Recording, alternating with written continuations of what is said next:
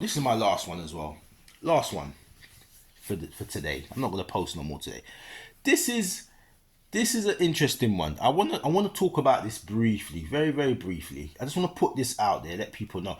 I see what's going on out here. The landscape is changing in football, right? The landscape is changing in football, and what I notice is a very the media. Very interesting how the media is reporting on stuff now with players, right?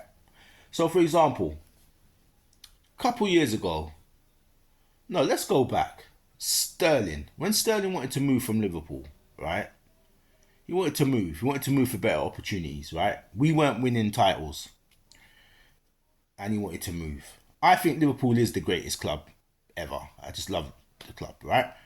But I'm not stupid. I understand that one, if we're not winning, players are human. You're gonna want to go where the trophies are, right? That's normal. So it is about how you leave to an extent. But two, there are other opportunities that are more attractive than Liverpool. So it doesn't necessarily mean that club is 100% better than Liverpool, but the attraction of playing in a Spain, for example, is going to be a bit more attractive than playing in Liverpool, where half the year it's cold and wet and rainy, and the rest of the year you might get a bit of sun. You can't compare playing in Barcelona, Madrid, any part of Spain, to be fair with you, is not going to be better in terms of your lifestyle than playing in England. I don't want to, you know what I mean? Let's keep it real. But what going back to Sterling, because he didn't go to Spain, but he went to Man City. Man City were bagging at the time. They were getting titles. It was part of a. You see how they are now, and he was part of their runaway train later on when they were winning all the titles. Right, he was a big pivotal part of, even when they led up to the four-peat they done the other day. He's a big pivotal part to that. So when you look at opportunity, he decides he wants to go to Man City, and the Liverpool fan base called him rat. They called him greedy. I'm gonna focus on particular words. He's greedy, right? He's gone. Rewind even further back. Ashley Cole, best left back for England by a long shot. No one can't test Ashley Cole. Only thing he didn't do was score goals. That's the only thing, only flaw to his game. But you can't talk to me about that guy, right? Undeniably, he's the best left back England have produced and had. Arsenal don't pay him the money that he deserved at the time, right? He deserved at the time. He's playing in a team with Henry, Bergkamp, Jungberg, Pires. You know what I mean? All them man, yeah. And Arsenal didn't want to pay him what he should have got paid, so he goes to Chelsea. I would have gone to Chelsea, but he made the move. Chelsea were winning stuff, starting to go somewhere at that time. He moves to Chelsea. He gets called rat. He gets called greedy. So it's like, the same kind of language again, because he wanted to go for a move. But then you look at Harry Kane. Harry Kane at Tottenham, not winning any trophies, went on strike when he wanted to make a move.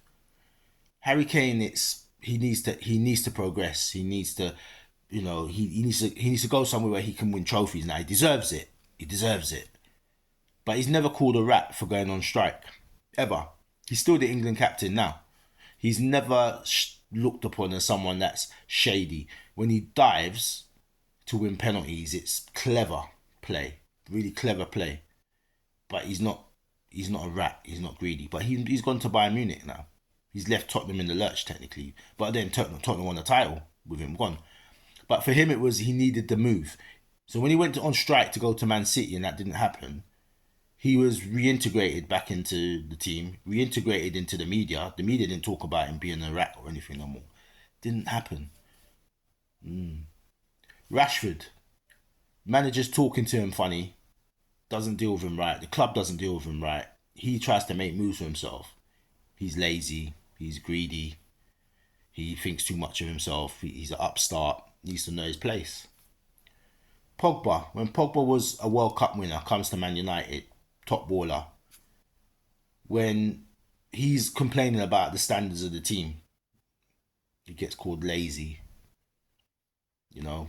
Why is he on so much money? He's a World Cup winner. But why is he on so much money? He's lazy, doesn't put the effort in. Okay. Let's fast forward. Jude. Jude Bellingham cuts his teeth at Birmingham, gets a move to Borussia Dortmund, cuts his teeth at Borussia Dortmund, gets that move to Real Madrid, playing in the baddest team now, is a star, scores, justifies everything about his fee, whatever else. Playing for England, and he's seeing certain things. He's seeing the Harry Kane effect, right? He's seeing certain things that he's not happy about. Too big for his boots. Who does he think he is? Needs to humble himself. He's got toxic attitude, bad attitude. Interesting. John Terry did a press conference in 2010? Just came out, did a press conference by himself, talking about the standards of the England team because he wasn't winning. John Terry, at the time, racist John Terry, by the way, right? Comes out, just does a press conference, doesn't even tell the manager, just comes out, does it. John Terry, he's a hero. He's assertive, he's strong. He needed to get the message out. He's got standards, he's got levels. Wouldn't that be a rat because you went against the manager? Isn't that an attitude problem because you went against the manager?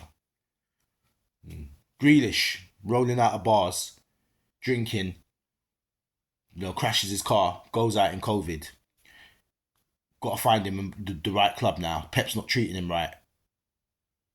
He's got to get his career back online. He's got to, he just needs a chance. He can get back. Hasn't got a bad attitude. No? Is it not that he's not training properly? Why Pep's not picking him? What is it? What could it be? Foden messing about in hotel rooms with other players on England duty, messing around, was married at the time, gets caught in the hotel room with girls. Not attitude problem though. Nah. Not discipline problem. Nah. Cheeky chappy. It's Foden. What can we do? England star. Got to help him. Just needs a bit more help, a bit more guidance. It's a one-off. Interesting. It's very, very interesting. Vinicius Jr. Why is he talking about Ballon d'Ors? They're not. Oh, do you know Ballon d'Ors are not worth anything now? Because Vinicius, Yamal, they're on and Rafinha, they look like they're heading the Ballon d'Or list. All of a sudden, do we measure things on Ballon d'Ors anymore? Very interesting. Very interesting. It's interesting that Messi and Ronaldo are not on there at all now. There isn't a baller that fits that mold anymore. All of a sudden, Ballon d'Or's not worth anything.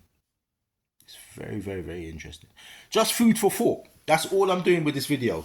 I'm not coming to any summary for you guys. I'm talking because I just want to show you multiple examples of how some players just seem to escape criticism while others are always labelled as greedy and bad attitudes, toxic.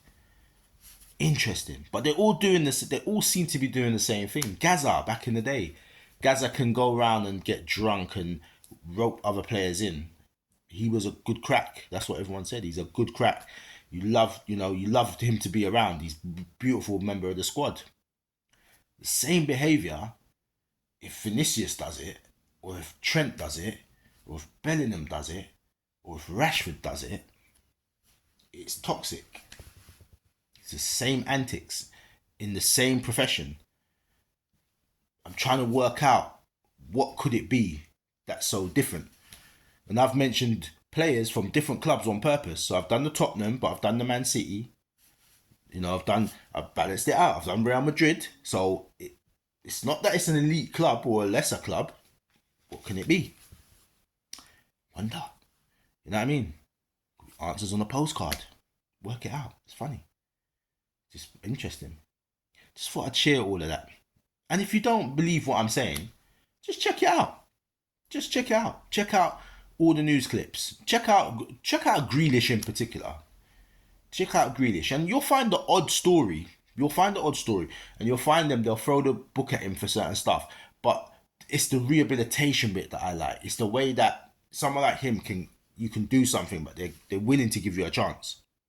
Someone like Sterling, they want to point out that he's got a machine gun as a tattoo. and that he's not a good role model. But at the same time, if he's not a good role model, then what is Grealish? When Grealish crashes his car, drunk driving, and when he's out, when it's COVID, you know, trying to work out what's worse. Drink driving, surely that's not great. Yeah, it's all good. But yeah, we know what time it is. We know what time it is. We really do know what time it is. So it's something that they can't stop. But we know what time it is. It's yeah, like I said, Yamal, Mbappe, Vinicius, Jude, Trent. It's the way it is now. Get used to it. Peace.